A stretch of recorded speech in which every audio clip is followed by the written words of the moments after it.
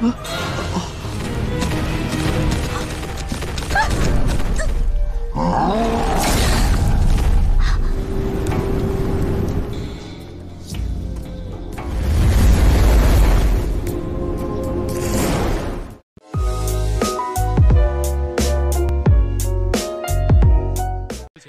cerita, akhirnya tiba juga waktu yang telah disepakati untuk pertarungan antara 7 murid Silangke melawan kakak dari Daemubai.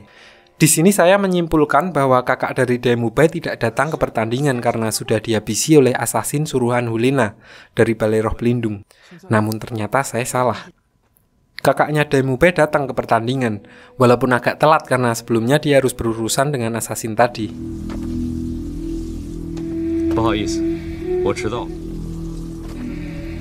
Di sini, kakak dari Daemubai yang sudah terluka, dia tetap melanjutkan pertarungannya kali ini.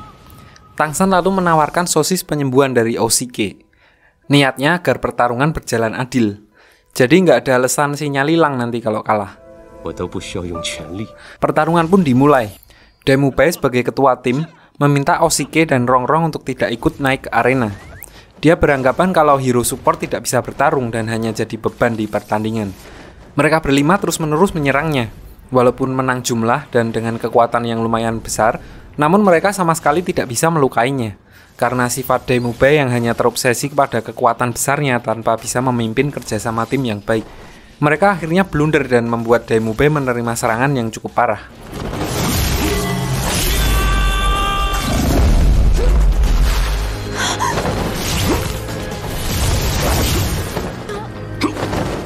Di saat yang bersamaan, Tangsan yang percaya kepada Oshike dan Rongrong meminta mereka naik ke arena.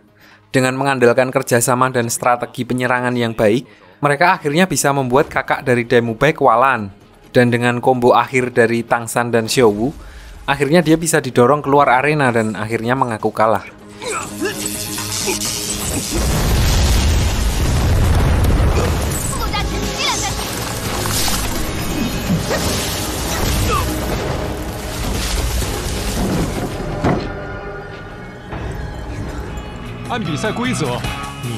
Setelah pertandingan, Daemubai menyadari keteledorannya yang hampir membuat Akademi Silangke gulung tikar. Setelah menerima wejangan tentang kerjasama tim dari Master Xiao, dia akhirnya menyerahkan tugas sebagai kapten pertandingan kepada Tangsan. Keesokan harinya di Akademi Silangke, diperlihatkan Tangsan dan Daemubai pergi menemui kepala akademi. Ternyata di sana mereka telah ditunggu oleh murid dari akademi lain dari kerajaan Tiandou, yang salah satunya adalah Duguyan, orang yang terkena racun botolan milik Tangsan. Di sini mereka menawarkan Tangsan dan Daemubai untuk ikut turnamen pertandingan Akademi Master Roh terbesar di dunia Douluo yang diadakan oleh Balai Roh Pelindung. Tapi mereka berdua harus bergabung dengan Akademi Tiandou, karena diceritakan di sini hanya akademi resmi yang punya dukungan dari kerajaan yang diperbolehkan mengikuti turnamen. Jika mereka bersedia ikut, maka Akademi Tiandou akan berada di pihaknya, dan mereka bisa melawan kakak dari Daemubai, yang ternyata adalah kapten dari tim juara bertahan di turnamen itu. Di sini mereka diberi waktu 1 hari untuk memberikan keputusan. Walaupun sejak awal Tangsan menolak untuk bertanding atas nama akademi lain, namun di sini Daemubai tampak ragu. Diceritakan di sini kalau ternyata Daemubai adalah pangeran dari kerajaan Xinluo, dan kakaknya adalah putra mahkota penerus kerajaan tersebut. Dia melihat turnamen itu sebagai kesempatan yang baik untuk bisa mengalahkan kakaknya dan menunjukkan kekuatannya kepada keluarganya di kerajaan Xinluo. Dan setelah mendengar ceritanya, Tangsan lalu memutuskan untuk mendukung apapun keputusan yang diambil oleh Daemubai. Lalu keesokan harinya, Tangsan dan Daemubai menemui utusan dari Akademi Tiandou. Daemubai mengatakan kalau keputusannya sama seperti Tangsan. Dia menilai kalau tawaran itu hanya memanfaatkan dirinya dalam perebutan kekuasaan kerajaan Xinluo. Saat utusan akademi sedang menjelaskan maksud sebenarnya dari kerajaan Tiandou yang ingin membantu Daemubai, tiba-tiba Duguyan pingsan. Di sini Tangsan teringat racun botol yang dulu diberikan kepadanya. Mereka lalu memutuskan untuk membawanya kembali ke desa untuk beristirahat. Di desa, dia sempat diberikan makanan dari roh pelindung Oshike. Namun efeknya tidak bertahan lama. Rekannya lalu memutuskan untuk membawanya kembali untuk diobati oleh seniornya. Dia juga menyuruh Tangsan dan Daemubai untuk menyusulnya ke ibu kota Tiandou untuk bertemu pangeran kerajaan di sana. Lanjut, kepala akademi lalu mengumpulkan semua murid Akademi Silangke. Dia memberitahukan tentang tawaran Akademi Tiandou untuk Tansan dan Daimubei kepada murid lainnya, dan memutuskan untuk menyuruh semua muridnya pergi ke ibu kota Tiandou. Sebelum mereka berangkat, Tangsan meminta izin untuk menyelidiki tentang tim Dewa Iblis di sebuah kota yang kebetulan akan mereka lewati nanti. Master Xiao pun mengizinkannya dan akan memberitahukan hal tersebut kepada kepala akademi. Mereka lalu memulai perjalanannya ke kota Tiandou.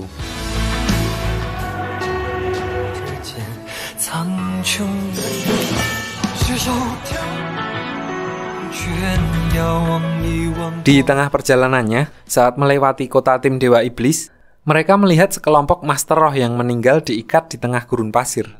Mereka memutuskan untuk menguburkan para Master Roh itu sebelum melanjutkan perjalanannya. Singkat cerita, mereka akhirnya sampai di kota tim Dewa Iblis dan memutuskan untuk bermalam di sana. Daimubei dan Tangsan lalu ditemui oleh pembawa pesan yang menyampaikan kalau putra mahkota kerajaan Tiandou tidak bisa menemuinya di sana. Dia berjanji akan bertemu dengan mereka di kota Tiandou, sekaligus juga menawarkan bantuan untuk melawan kakak Daimubei. Naik onta ke Barcelona. Singkat cerita, malam pun tiba. Xiao Wu lalu mengajak Tansan untuk jalan-jalan ke pasar malam. Setelah muter-muter, nggak pakai jajan, mereka tidak sengaja mendengar suara tangisan dari arah belakang pasar. Setelah diselidiki, ternyata tangisan itu berasal dari seorang wanita. Menurut warga sekitar, wanita itu menjadi gila setelah suaminya tewas di arena pertarungan melawan tim Dewa Iblis. Bapak itu berkata selama ini tidak pernah ada yang selamat melawan tim Dewa Iblis. Jika lawannya tidak mati di arena, maka mereka akan mengikatnya di gurun pasir sampai mati. Dia juga berkata kalau anggota mereka rata-rata memiliki 4 cincin roh. Di tengah percakapannya, tiba-tiba muncul satu anggota tim Dewa Iblis yang berjalan ke arah mereka. Dan ternyata, orang itu adalah Wang Sheng, teman Tangsan yang membunuh anak Pak Wali Kota di akademi dulu di part berapa kemarin?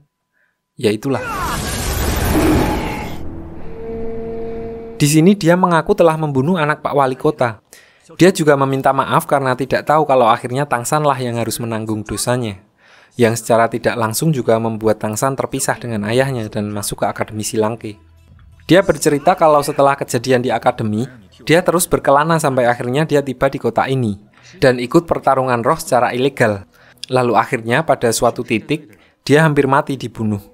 Namun ternyata roh pelindungnya bermutasi dari roh pelindung harimau biasa menjadi roh pelindung harimau darah tinggi. Sejak saat itulah dia direkrut dan bergabung menjadi tim Dewa Iblis. Singkat cerita, keesokan harinya, rombongan Silangke memutuskan untuk melanjutkan perjalanan ke ibu kota Tiandou. Namun di sini, Tangsan meminta izin untuk tetap tinggal di kota tim Dewa Iblis. Kepala akademi yang telah mengetahui tujuan Tangsan mengizinkannya tetap tinggal dengan didampingi Xiao Wu dan Master Xiao.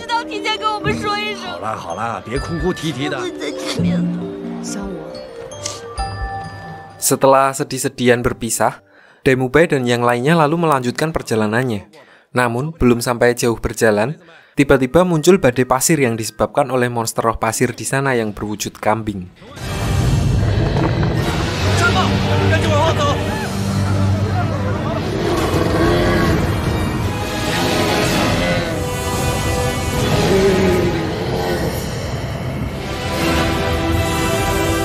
Tiba-tiba keadaan menjadi kacau karena orang-orang yang panik ingin menyelamatkan diri.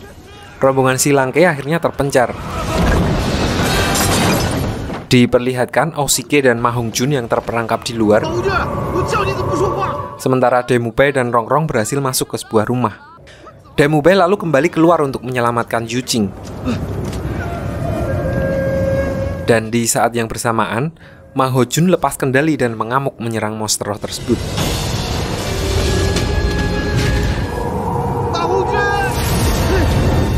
Untungnya Oshike bisa menyadarkannya, lalu mereka akhirnya pergi untuk menyelamatkan diri.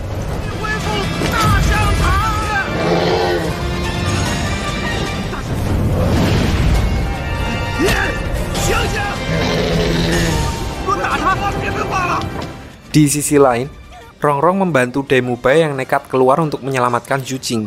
Berkat bantuan dari roh pelindungnya, mereka akhirnya bisa menyelamatkan diri. Sementara itu, diperlihatkan Tang San dan Xiao Wu yang selamat memutuskan untuk kembali ke penginapan. Namun Tang San melihat Hulina yang terkatung-katung terkena tornado. Dia lalu berusaha menyelamatkannya dengan memanfaatkan tali akar roh pelindung rumputnya.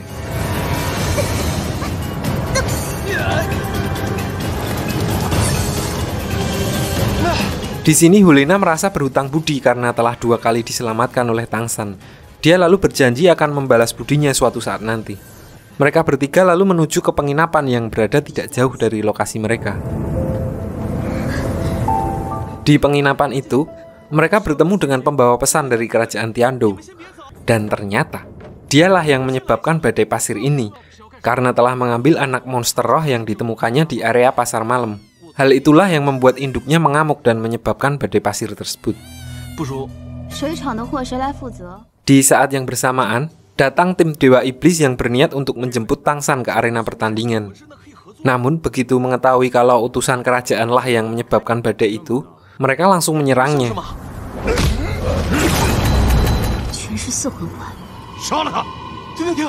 Meng Li, ketua dari tim Dewa Iblis, memerintahkan si pembawa pesan untuk mengembalikan monster roh pasir yang diambilnya kepada induknya di luar. Jika tidak, mereka akan menghabisinya di sana. Tang San yang tidak tega melihatnya memohon karena ketakutan, akhirnya mengajukan diri untuk mengembalikan monster roh tersebut kepada induknya.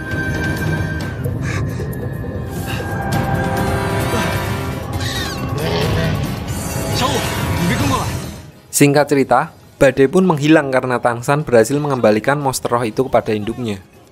Di sini tiba-tiba Oshike dan Ma Hojun muncul. Mereka akhirnya kembali ke penginapan di mana tim iblis sudah menunggu. Di sini ketua tim iblis pun mengakui tekad dan keberanian Tang San. Dia lalu menyuruhnya untuk menghabisi si pembawa pesan sebagai ganti dari ujian pertarungan.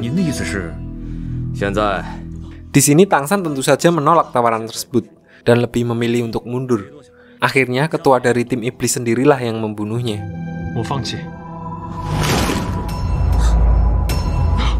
Hal itu membuat Tang San menjadi cukup emosi. Dia menantang tim Dewa Iblis di pertarungan karena dia ingin menyelamatkan kota itu dari penindasan mereka. Jika Tang San menang, maka mereka harus angkat kaki dari sana. Tim Dewa Iblis menerima tantangan dari Tang San dan memberinya waktu 1 hari untuk melakukan persiapan.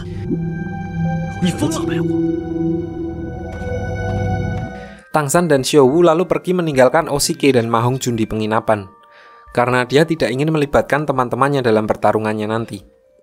Tanpa diduga, warga kota yang mendengar tantangan Tang San berdatangan untuk memberinya dukungan dan berharap dia bisa memenangkan pertarungan itu.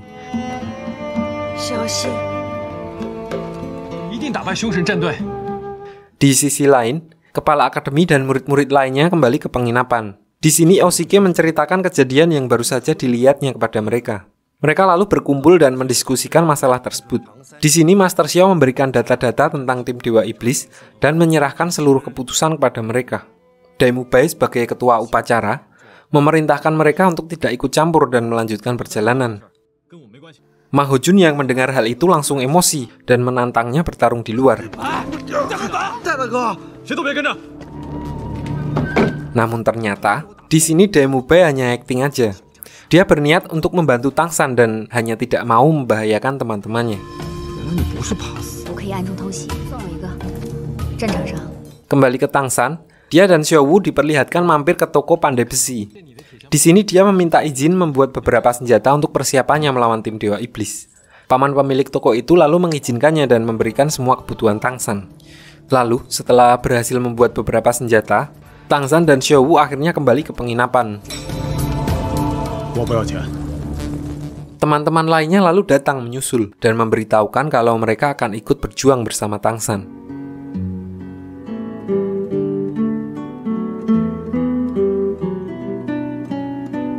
Keesokan paginya, kepala akademi pun melepas keberangkatan dan memberikan dukungan penuh. Dia berkata tidak akan ikut campur apapun yang terjadi nanti. Pertarungan ini adalah ujian dan mereka harus mengandalkan kekuatannya sendiri.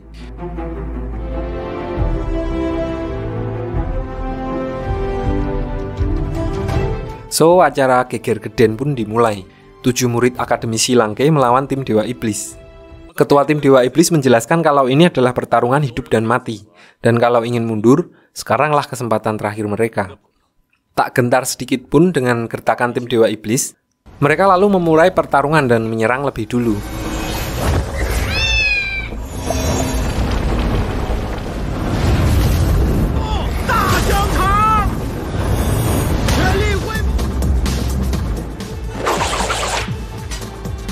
Mereka memanfaatkan bom asap seperti saat melawan kakaknya Daemubei, namun tampaknya strategi itu tidak mempan melawan tim Dewa Iblis.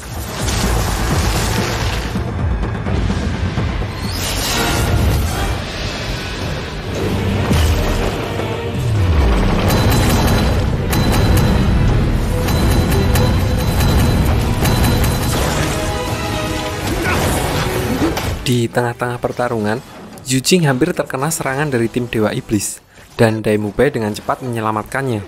Dan dari sini kita diperlihatkan mereka udah mulai dekat satu sama lain. Selanjutnya, tim Silangke mencoba combo Tangsan dan Xiaowu, dan ditambah dengan bantuan alat dari Oshike.